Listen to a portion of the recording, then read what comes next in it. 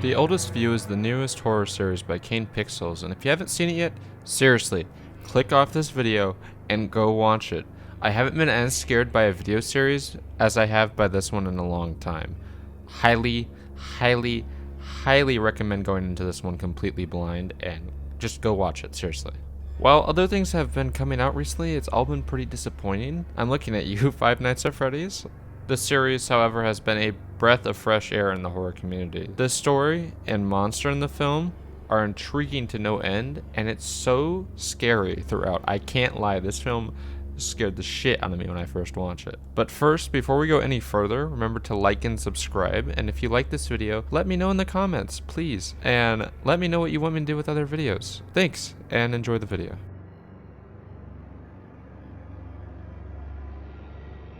Before seeing this video in my feed, I thought horror on YouTube had been in somewhat of a slump.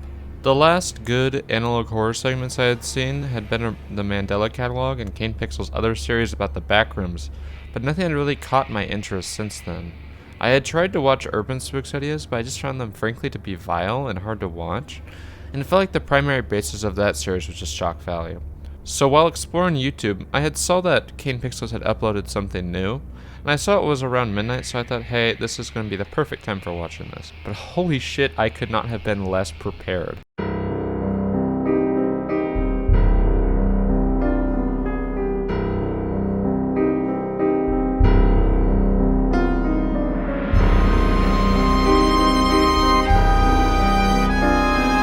The story of The Oldest View follows an up-and-coming exploration YouTuber named Wyatt as he finds this cave that has a staircase straight down into the earth. By the way, I'm telling you right now, if I saw that cave that looked like this, no way in hell am I going down there. He does one short exploration down where he goes to the bottom of the staircase where he sees a massive underground mall, but quickly turns back as the area gives him the creeps. However, it seems that it must have been itching at his mind or something, because in the next video he decides to go back and try to explore the cave some more. However, this time he does not stop before entering the mall and decides to go inside.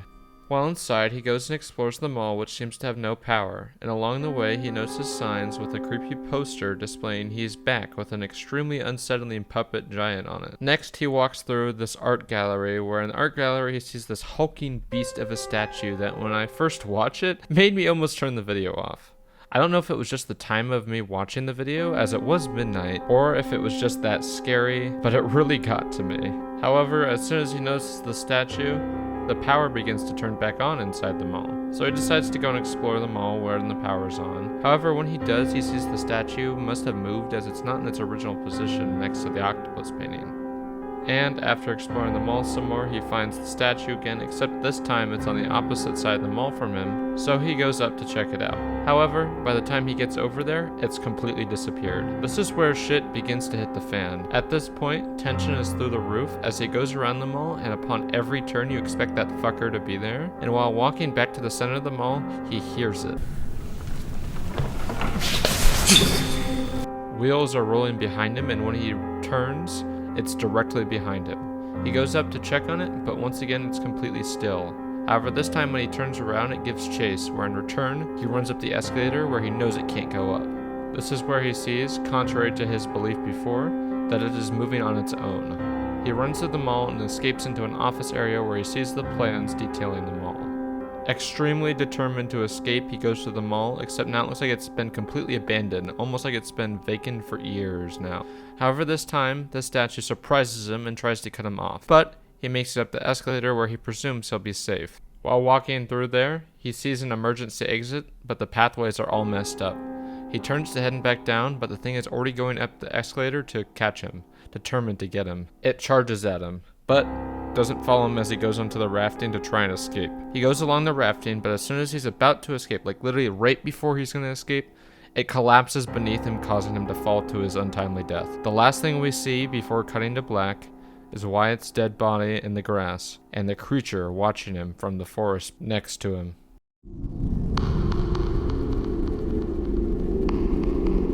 Now, if you came out of this not frightened, good for you.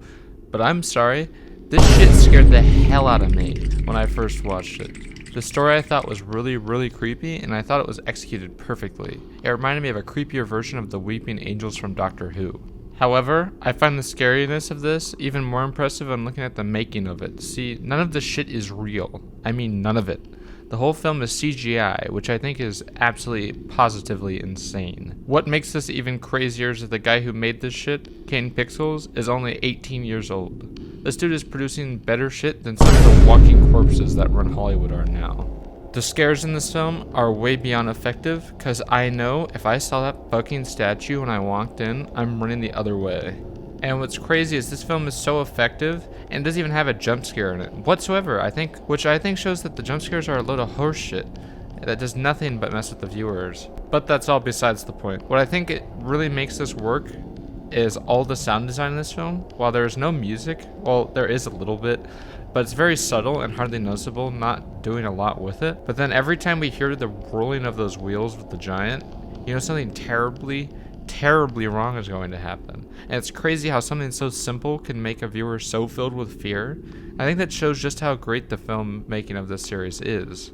What also makes it scary is the usage of the fear of the unknown. We have no idea why this mall is here underground and how it works, and the film doesn't try to explain it whatsoever. We also have no idea what the statue is and why it's chasing Wyatt to his doom, but our brains like to fill in what's going on, and that leads to the fear of the unknown.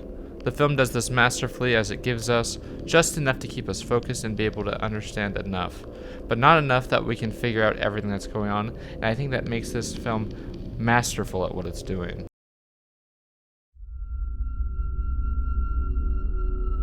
The atmosphere of this film is nothing short of impeccable. As the film set up the tone from the very beginning, you know that the atmosphere of this is going to be nothing short of frightening when he begins to walk down the staircase at the very beginning of the film. When he first gets into the dark mall, we can't see anything, leading the viewer to think that Wyatt could be attacked at any moment, which leads to two of the best scares in the whole film: the sign and the statue initial reveal. This continues with the usage of vast, empty, liminal spaces, which causes the viewer to become incredibly uncomfortable, as these are the areas that people are supposed to be in. Yet, when Wyatt walks through, it's completely and utterly empty, almost conveying a feeling of death as he walks through this abandoned mall. The other thing about the atmosphere of this film that really works for me is just the impossibility of the space of the mall. For example, one of my favorite scenes in this is when he walks into a room with a skylight in it.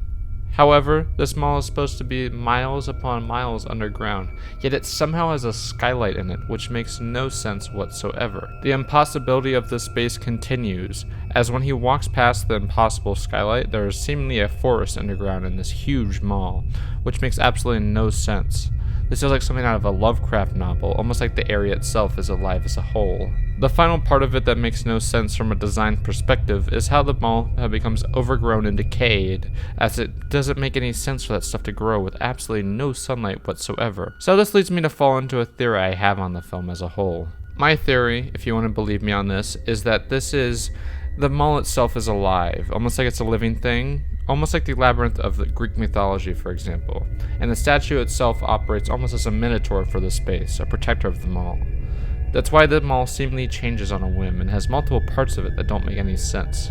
This shows, I think, what makes this film so excellent, as it allows you to create your own interpretation of what's going on. And now let's head on to the conclusion of this video.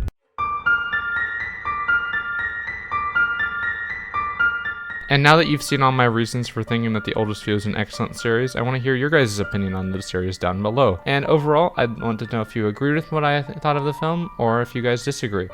If you disagreed, let me know, and if you agreed, let me know down below. And remember, if you guys liked this video, remember to like and subscribe on the video. And I hope everyone who liked this video enjoyed it. And if you didn't, let me know why. Please explain in the comments, and I'll try to work on that. And for future video ideas, also please let me know down in the comments below.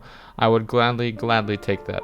It will very much help me with making future videos, as I'm doing these once a week now. And if you guys see something that you want me to do, I would gladly do it. So please, everyone, thank you. And I hope you guys all enjoyed, and I hope you guys all have a lovely week, and enjoy. Have a great day.